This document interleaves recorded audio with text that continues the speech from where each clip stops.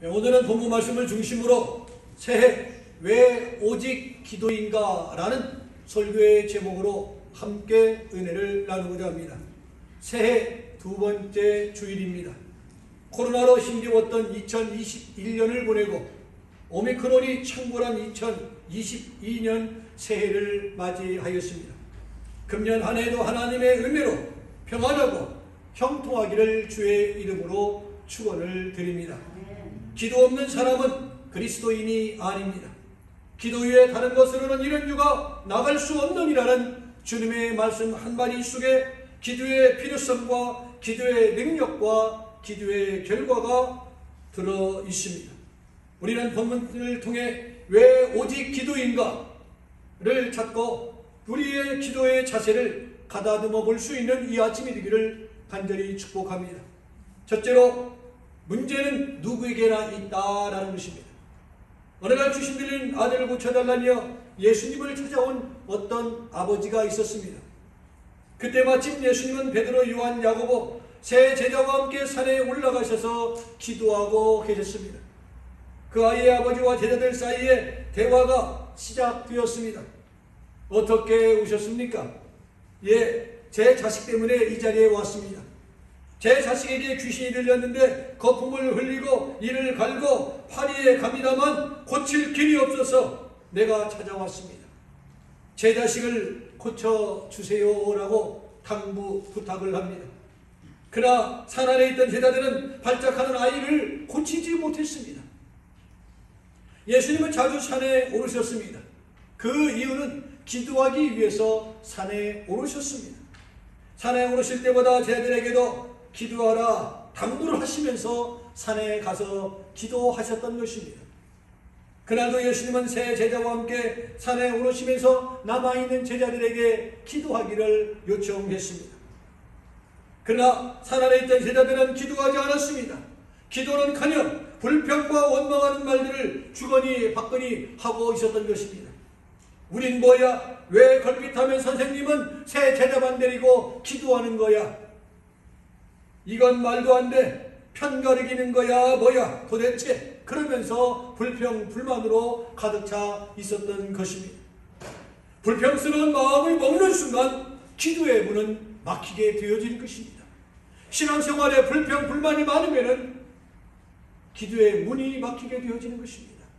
불평 불만이 많으면 가정생활의 부부관계에 금이 가기 시작을 하게 되어지는 것입니다. 기도의 문이 막히면 은혜도 능력도 응답도 모든 것이 막히게 되어진다는 것을 여러분 염두에 두시기를 바랍니다. 그날 제자들은 불평스러운 마음을 주체하지 못하고 기도하지 않다가 귀신에게 농락당하고 만 것입니다. 산에서 내려오신 주님께 그 아이의 아버지가 하소연을 했습니다. 내가 제자들에게 데려왔으나 너희 고치지 못하였나이다. 제자들에게 얼마나 부끄러운 일입니까? 어느 부흥사는 표현하기를 참으로 제자들이 쪽팔렸을 것이다 라고 표현을 했습니다. 부끄러운 일이지요. 고쳐야 할 사람들이 고치지 못하고 쩔쩔매고 있는 그런 모습을 그 아버지 앞에서 보여지고 있으니 얼마나 부끄러운 일입니까?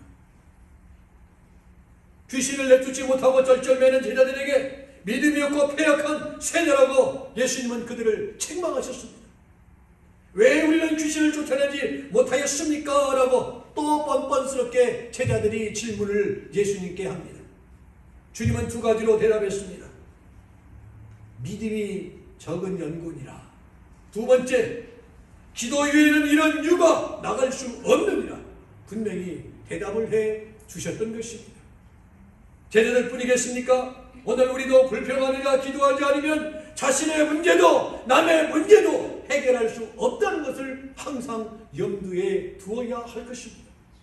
오늘 본문을 보면요, 귀신이 하는 일이 설명되어 있습니다. 귀신은요, 시간과 공간을 가리지 않습니다. 마치 오미크론 코로나 바이러스와 같은 역할입니다. 시공간을 초월하지 않습니다. 어디서든지 귀신은 활동합니다. 귀신은 상대를 가리지 않습니다. 어른도 아이도 가리지 않습니다. 예수님도 제자들도 가리지 않습니다. 마태복음 4장을 보면 예수님도 귀신이 마귀가 시험했던 것을 보게 되어집니다. 귀신은 아무나 붙잡습니다. 본문 18절을 보니 저를 잡으며 라고 했습니다. 귀신은 마치 씨름 선수처럼, 유도 선수처럼 붙잡으면 공격하고 넘어뜨리려고 하는 것입니다. 해가 바뀌면은 연날 연초를 통하여 우리를 넘어지게 합니다. 1년 중에 가장 많이 사망자가 많은 때가 언제인 줄 아십니까? 12월과 1월달 초라고 합니다. 가장 시험 들을 때가 언제인 줄 아세요? 12월달과 1월 초입니다. 해마다 그러한 시험에 성직자는 시달립니다. 거기에 왜 내가 재물이 되어진가도 모르고 넘어지는 분들을 보면 마음이 얼마나 아프고 쓰린지 모릅니다. 하나님의 역사인지 마귀의 역사인지 분별하지 못하고 거기에 농락당하는 모습을 보면서 안타까운 마음 금할 길 없다는 말입니다. 예수님의 손에 붙잡으면 쓰러지고 넘어진 사람도 다시 일으켜줍니다. 예수님 손에 붙잡으면 망한 사람도 흥하게 되고 병든 사람도 낫게 되어지고 걷지 못하는 사람도 뛰게 된다는 것이 성경의 말씀입니다. 그러나 귀신에게 붙잡히면 멀쩡하던 사람도 주저앉고 흥하던 사람도 망하게 되고 서있던 사람도 넘어지게 되어진다는 것입니다. 우리는 누구에게 붙잡히느냐가 중요한 것입니다. 우리는 누구의 손이 드느냐가 중요한 것입니다. 지금 내가 겪고 있는 문제들, 고통들, 실패들, 아픔들을 어떻게 풀어나가야 하겠습니까? 둘째로 기도가 해결한다는 것입니다. 산에서 내려오신 주님과 그 아이의 아버지의 사이에서 대화가 이어져 가고 있습니다. 언제부터 이렇게 되었느냐? 예수님이 묻습니다. 어릴 때부터입니다. 귀신이 저를 죽이려고 불과 물에 자주 넘어뜨렸습니다. 그러나 무엇을 하실 수 있거든 우리를 불쌍히 여기사 도와주세요. 할 수 있거든이 무슨 말이냐? 믿는 자에게는 능치 못할 일이 없느니라. 내가 믿나이다. 나의 믿음 없는 것을 도와주세요. 내가 정말 믿고 싶고 그렇게 될 줄로 믿기를 원하지만은 나는 믿음이 없습니다. 나의 믿음 없는 것을 도와주세요. 얼마나 솔직한 표현입니까? 얼마나 간절한 마음입니까? 우리는 이 대화 속에서 귀신이 하는 일을 확인하게 합니다. 저를 죽이려고 라고 했습니다. 그렇습니다. 귀신의 궁극적인 목표는 사람을 죽이고 파멸시키는 것입니다. 귀신은 가정을 파괴하고 사업을 망하게 하고 교회를 흔들고 국가를 분열시키는 것이 마귀의 하는 짓거리인 것입니다. 뱃소리라는 사람은 이런 말을 했습니다.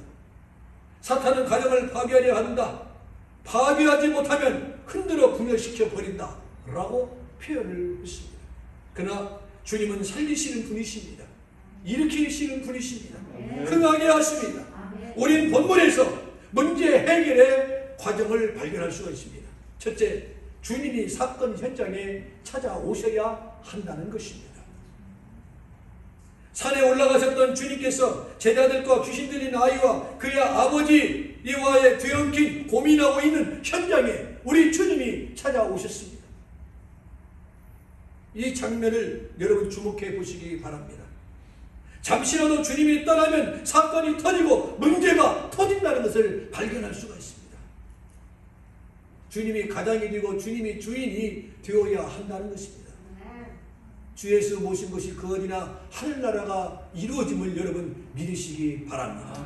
주님 떠나면은 항상 그 안에 마귀가 역사하고 문제가 일어나게 되어진다라는 것입니다. 우리는 영안이 열려서 하나님의 역사인지 사탄의 역사인지 구별할 줄 알아야 되어지는 것입니다. 제자들이 어느 날 주님을 떠나 베드로 갈릴리 바다를 건너가고 있었습니다. 그러다가 갑자기 풍랑을 만났습니다. 제자들이 산 아래서 불평과 불만을 터뜨리는 순간 어떻게 됐어요? 마귀에게 망신당하고 만 것입니다. 베드로는 예수님을 멀찌감치 따라가다가 예수를 모른다고 부인하는 죄를 범한 것을 우리는 잘 압니다. 제자들이 겟세마네 동산에서 졸고 있다가 망신당하고 시험당한 사건도 우리는 잘 알고 있습니다. 주님이 나와 함께 하셔야 한다는 것을 염두에 둡시다. 주님과 함께 동행하는 한 해가 되어지기를 축복합니다. 주님이 내 가정과 사건 속에 함께 계셔야 합니다. 주님 떠나면 내 생명도 내 인생도 모든 것이 헛되다는 것을 염두에 두시기 바랍니다. 그러게 우리는 찬양하지 않습니까? 주 떠나가시면 내 생명 헛되니 즐겁고 슬플 때 늘 계시옵소서. 기쁘고 기쁘도다 항상 기쁘도다 나 주께 왔사오니 복 주옵소서. 둘째는요, 기도했습니다. 본문 21절에서 24절에 보면은 예수님과 그 아이의 아버지의 대화가 기록되어 있을 뿐만 아니라 기도했다는 말도 없습니다. 그러나 대화 속에 그 아버지의 기도가 들어있음을 발견하게 됩니다. 첫째는 대화 그 자체가 뭐예요? 기도입니다. 대화란 내가 하고 싶은 말을 하고 상대편의 말을 듣는 것입니다. 그래서 기도가 뭐냐? 일종의 대화라고 표현하는 것입니다. 하나님과 나와의, 주님과 나와의 소통이 이루는 것입니다. 기도는 참으로 중요한 것입니다. 주님과 나와의 관계 독대할 수 있는 귀중한 시간입니다. 우리의 대화 상대는 누구입니까? 누가 내 말을 진지하게 실증내지 아니하고 귀를 기울이고 들어주십니까? 그분은 바로 나의 주님이신 예수 그리스도이십니다. 내 말을 들으시고 귀를 기울이시고 경청하시는 분이 바로 예수 그리스도이시다는 말입니다. 둘째는 그 아이의 아버지는 소리를 질렀습니다. 우리가 소리 지를 수 있는 신앙 행위는 세 가지가 있습니다. 기도할 때, 찬송할 때, 전도할 때 소리를 높이 지르며 기도하며 찬송하며 전도합니다. 저는 상담 전문가입니다. 우울증이나 조울증, 신경쇠약증 환자는 소리를 내어서 기도하고 찬송하고 성경을 읽어야 합니다. 의식적으로 성경을 읽어야 하는 것입니다. 그래야 좋습니다. 그래야 치유가 되어지는 것입니다. 힘들고 어려울수록 우울증이 나에게 찾아올수록 내 안에만 있는 것이 아니라 밖에 나가서 사람들을 만나고 교제해 나가야 치유가 되어지는 것입니다.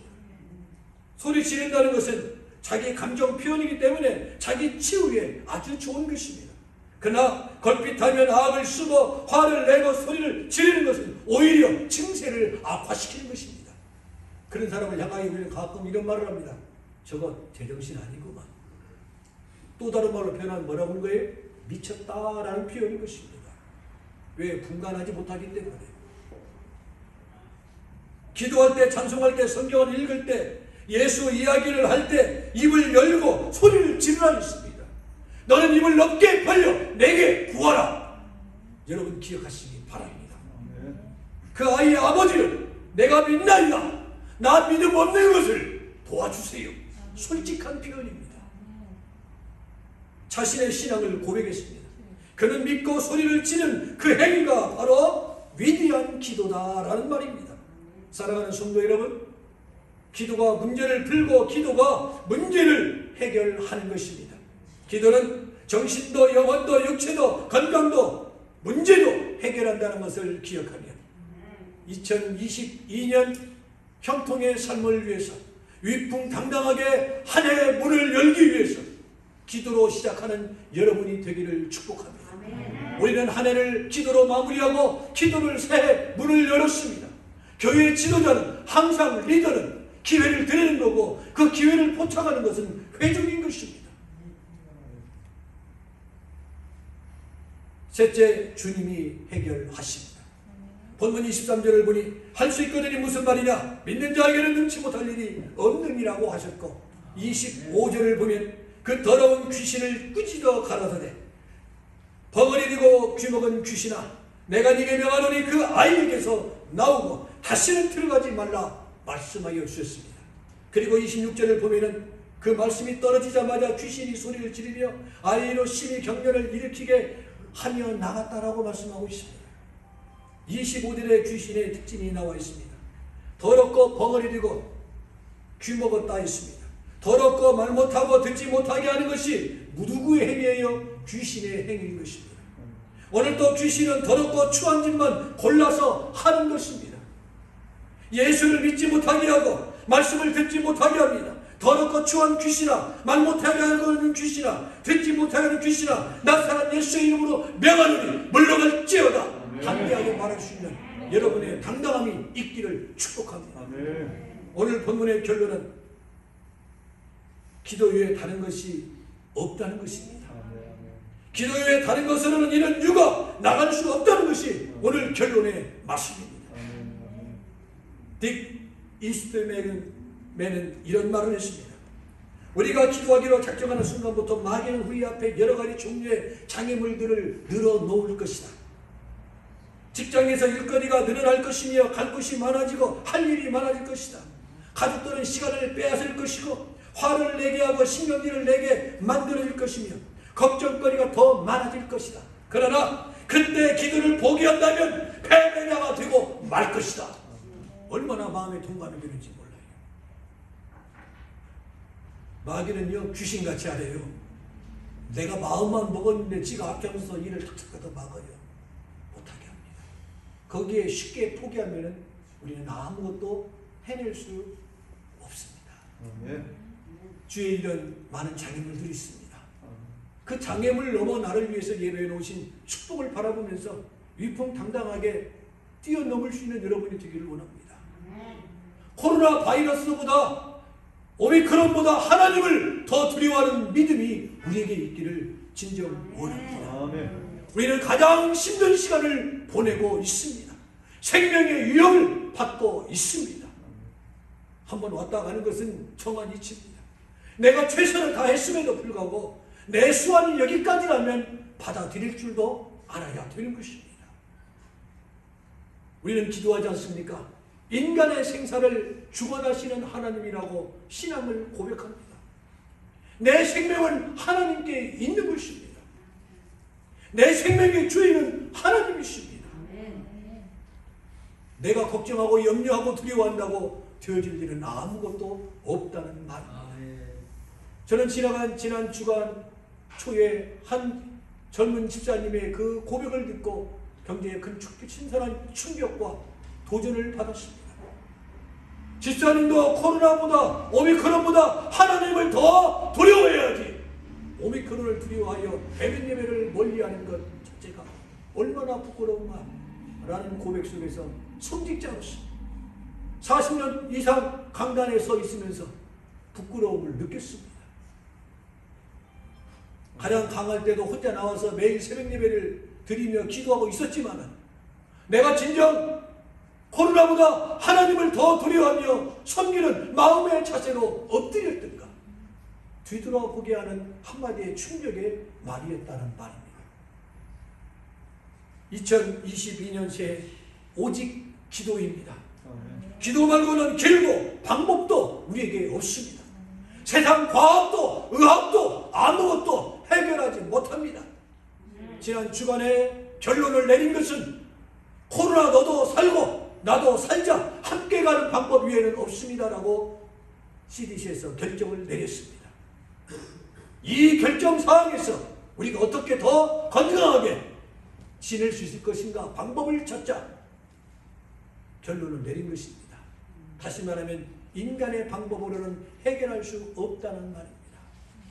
하나님의 손에 내어 맡겨야 되고 이 일을 통해서 하나님이 하시고자 하시는 진정한 뜻이 무엇인가를 헤아릴 줄 아는 저와 여러분이 되기를 원합니다. 자신을 돌아보고 가정을 돌아보고 주변을 돌아볼 수 있는 지혜와 믿음이 우리 모두에게 있기를 축복합니다. 오늘도 귀신은 더럽고 추한 짓만 골라서 합니다. 예수를 말하지 못하게 하고 말씀을 듣지 못하게 합니다. 그러나 그때 기도하지 않으면 패배자가 되고 만나는 것을 기억합시다. 금년 안에 기도로 승리하는 성도 여러분들이 되시기를 주님의 이름으로 간절히 축원을.